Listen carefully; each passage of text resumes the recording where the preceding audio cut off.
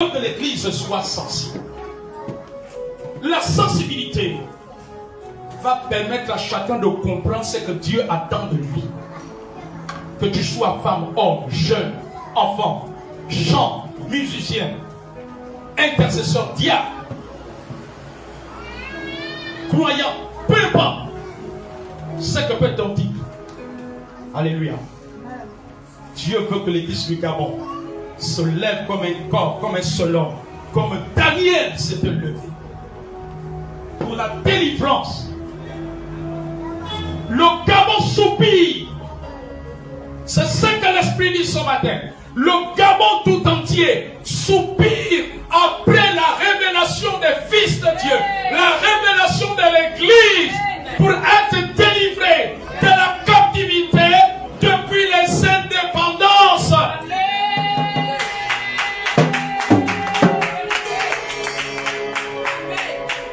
L'homme des Gabonais attend avec un ardent désir. Mais pour le comprendre, il faut que tu sois sensible. La sensibilité nous permet de connaître les besoins de Dieu, les attentes de Dieu. Est-ce que vous savez que Dieu a des attentes? Est-ce que vous savez que Dieu a des besoins? Il y a des choses que Dieu éprouve, qu'il attend. Notre Dieu n'est pas seulement là que pour qu'on lui fasse des demandes. Seigneur, bénis-moi, donne-moi, donne-moi, donne-moi. Sais-tu qu'il y a des choses que Dieu attend? Comme un parent dans la maison, vous êtes des mères, des mamans, des responsables de famille. Vos enfants vous demandent argent de taxi, le goûter, le déjeuner. Mais il y a des choses que vous attendez de vos enfants, n'est-ce pas? Que la maison soit propre le matin, n'est-ce pas? Qu'ils fassent la vaisselle, n'est-ce pas? Que les plus grands surveillent les plus petits, n'est-ce pas? Qu'ils fassent la cuisine, n'est-ce pas? Qu'ils fassent le ménage. C'est la même chose avec Dieu. De la même manière que vous attendez ces choses de vos enfants. Dieu attend. L'homme du Gabon, le pays tout entier, attend avec un ardent désir la révélation des fils de Dieu. La révélation de l'Église. Que fait l'Église pendant ce temps? Sommes-nous des spectateurs en train de regarder les hommes politiques? Ou nous sommes sensibles pour exécuter ce que Dieu attend de nous? C'est l'Église qui emmènera la délivrance. Vous savez quand vous êtes sensible. Je crois que c'est l'année dernière. Lorsque le chef de l'État, Brice Clotaire Oligui-Nguema, a dit l'armée a fait sa part, l'Église, c'est à vous maintenant de faire votre part. Il n'y a que des hommes sensibles pour comprendre. Pour comprendre. Les hommes insensibles vont dire, oh, ça c'est le chef de l'État. Lui c'est un homme politique, etc. Amen. Alléluia. Mais il y a un message. Il y a un cri derrière. Il y a un cri derrière. Église du Gabon. Hey. Dieu utilise ce qu'il veut. Si tu es sensible, tu vas comprendre que Dieu l'a poussé à faire cette déclaration. Amen. Amen. Les hommes sensibles peuvent comprendre que c'est Dieu qui l'a poussé à faire cette déclaration. Alléluia. Amen, amen, amen. Amen. Le Gabon tout entier attend avec un ardent désir la révélation que l'église du Gabon se lève. Quand l'église du Gabon se lèvera, la lumière remplira le pays et les ténèbres reculeront et les dragons tomberont.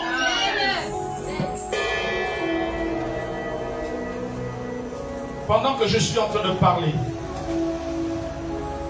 l'Esprit de Dieu me dit, lorsque le Gabon va obéir, va être sensible, plutôt lorsque l'église du Gabon va être sensible, il y aura un changement de pouvoir.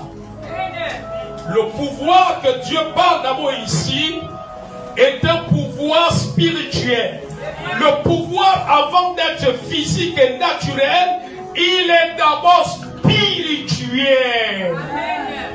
Alors, le pouvoir spirituel qui gère le Gabon,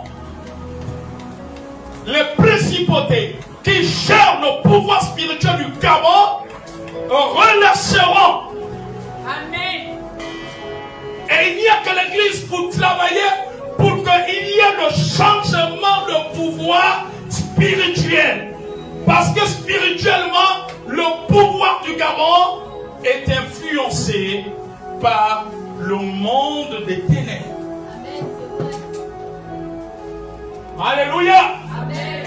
Nous avons besoin que le chef de l'État, qui sera élu le 12 avril 2025, puisse conduire le Gabon dans un pouvoir de lumière de Christ, avec le pouvoir spirituel divin, avec la lumière de Christ. Que de la même manière qu'il aura le pouvoir naturel qui lui sera conféré par le vote, alléluia, et rendu légal par les institutions, de cette manière qu'il va être investi de ce pouvoir. Il faut que spirituellement il y ait une investiture spirituelle. Le président de la République a besoin d'être investi spirituellement. De la même manière qu'il va être investi après le 12 avril, alléluia, sur le plan naturel, il faut qu'il soit investi spirituellement avec la lumière de Christ. Et ça, c'est le travail de l'église du Gabon. Il faut que l'investiture spirituelle soit faite par la puissance de Jésus, la lumière de Christ. Qu'il y ait un changement de pouvoir, que les ténèbres relâchent le pouvoir spirituel du Gabon. Alléluia. Amen, amen. Parce que l'investiture spirituelle a de l'ascendant, a un grand pouvoir sur l'investiture naturelle. Amen. Alléluia. Quand la Bible dit que c'est Dieu qui renverse et établit les rois, oui. Mais Dieu renverse d'abord spirituellement avant que ça ne s'accomplisse naturellement. Amen.